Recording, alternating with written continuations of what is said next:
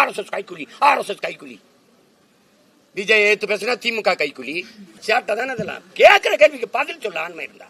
கரூருக்கா? கரூர்ல என்ன பிரச்சனை இருக்கு, என்னென்ன தொகுதியில் என்னென்ன பிரச்சனை கொடுங்க. அந்த தரவுகளை ஒரு 4 நிமிஷம் 5 நிமிஷம் தான் பேசுறீங்க. அதை நினைவுல வச்சு பேச முடியலன்னா பார்த்து படிக்கும் போதே அது மண்ணரிப்பா மீனரிப்பா, அது நீடாமங்கலமா பீடாமங்கலமா. உண்மையே முன்னோர்கள் காலத்துல பிறந்து செத்துருக்கணும். இல்லைன்னா காக்க குருவி நாய் நிறையா வந்தாலும் 4 வீட்டு நக்கியாவது செத்து இருந்திருக்கலாம். என் சார்பான வணக்கத்தை இத்தனை வாய்ப்பு இருக்கும்போது நீங்க செலுத்துங்க என்று ஐயா ஸ்டாலின் கொடுத்து செலுத்த சொன்னா யாரு ஆர்எஸ்எஸ் கைக்குள்ளி? யாரு? இங்க பாருங்க, ஆபரேஷன் சிந்தூர் 1000 கேள்வி கேட்டேன், நான் யார்ட்டையும் பதில் இல்லை. தீவிரவாதி உள்ள நுழையும் போது 200 கிலோமீட்டர் உள்ள வந்து என்ன எங்க பாருங்க தங்கச்சி, விண்ணூர்தியில பயணிக்கும் போது சாதாரணமா விமானம் ஏறி போகும்போது முன்னாடி திரும்ப இப்படி திரும்ப ஆதார காட்டு அதை நீட்டுன்னு சொல்லி சோதிக்கிறேன். நீ ஒரு பயங்கரவாதி ஆயுதத்தோட பார்டருக்குள்ள நுழையும் போது என்ன பண்ணிட்டு இருந்த? அவன்கிட்ட ஆதார் கேட்காம என்ன பண்ண? அவனை சோதிக்காம என்ன பண்ண? என்ன பண்ண? வந்து சுட்டு விளையாடி அவன் காணொலி எடுத்து பேசி போற வரைக்கும் என்ன பண்ண? ஒரு சுற்றுலா தலம் பகல்காம 30,000 பேர் கூடி கலைறாங்கிற அவன் வந்து போயிருக்கான். அங்க காவல்துறை இல்லை, துணை அங்க ராணுவம் இல்லை. ஏன் இல்ல? தப்புன்னு சத்தம் கேட்டவன ஏன் வரல? சுட்டுட்டு வந்து அப்படியே சுத்தி வளைச்சு ரவுண்ட் பண்ணி அவனை தப்பிக்க விடாம ஏன் தாக்கி அடிக்கல? எப்படி தப்பிக்க விட்ட? 10 நாள் கழிச்சு ஆபரேஷன் சிந்தூர்னு போறது கொடுக்குற. யார் மேல? மக்கள் மேல. சிந்து நதியை உள்ள விட மாட்டேங்கிற. சிந்து நதி ஒண்ணுதான், இந்தியாவுக்குன்னு வருதா? சண்டை போட்ட எல்லாம் போட்டு இந்த மக்கள் மீது தாக்குதல் நடத்தினதுக்கு முதல்ல அதை பாராட்டி பேரணி நடத்தின மகான் யாரு? பாரதிய ஜனதா ஆளுகிற மாநிலங்களின் முதலமைச்சர் கூட போகல. கொடியை பிடிச்சுக்கிட்டு எல்லா கட்சியும் கூட்டிக்கிட்டு இந்த வீதியில நடந்து போன பெருமகன் யார்? உங்க ஆர்எஸ்எஸ் கைக்கூலி தான். அதுக்கப்புறம் தான் டெல்லி முதல்வரே போனாங்க. ரஷ்யால போய் இந்த நாட்டின் தூதுவரா போய் ஆபரேஷன் சிந்தூர் எங்க நாட்டை பாதுகாக்க இதை விட வழி இல்லை என்று பேசின பெருமகள் யார்? அம்மையார் கனிமொழி.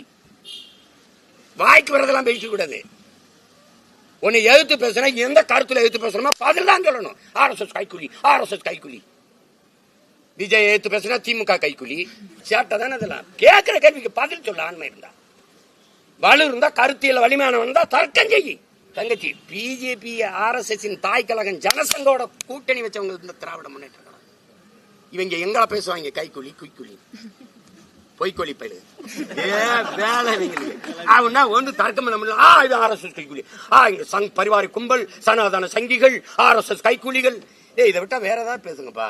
அது ஒண்ணும் இல்லை. என் தம்பியை வாழ்த்துறேன். அவர் பயணங்களுக்கு மழை இடையூறு இல்லாம அவருக்கு உதவணும், சந்திக்கட்டும். அதுல ஒண்ணும் இல்லை. அது அவர் விருப்பம், அவர் கட்சி, அவர் எப்படி கையாளணும்னு நினைக்கிறாரோ அது. இதெல்லாம் ஒண்ணு. என்ன பரப்புரை செய்யறாங்க? சொன்னார்களே செஞ்சார்களா? சொன்னார்களே செஞ்சார்களா? செய்வீர்களா? இப்ப எங்க ஊர்ல தண்டல்காரன் ராஜாதி ராஜா ராஜ மார்க்கண்ட வருகிறார் அப்படின்னு இப்ப வந்து இந்த இங்கே இங்கே இந்த இடத்தில் தொடர் வண்டி விடுகிறவர்களை விட்டார்களா? அங்கே வந்து அதை செய்தவர்களை செஞ்சார்களா? கோர்ட்ல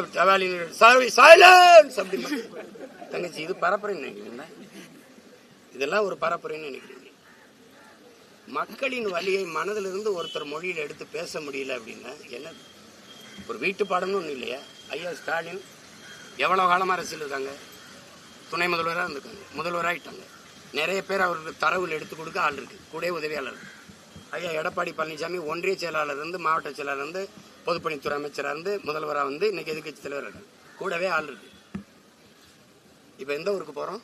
கரூருக்கா? கரூர்ல என்ன பிரச்சனை இருக்கு, என்னென்ன தொகுதியில் என்னென்ன பிரச்சனை கொடுங்க. அந்த தரவுகளை ஒரு 4 நிமிஷம் 5 நிமிஷம் தான் பேசுறீங்க. அதை நினைவுல வச்சு பேச முடியலன்னா உங்களுக்கும் மக்களுக்கும் எவ்வளவு தூரம் இருக்கு?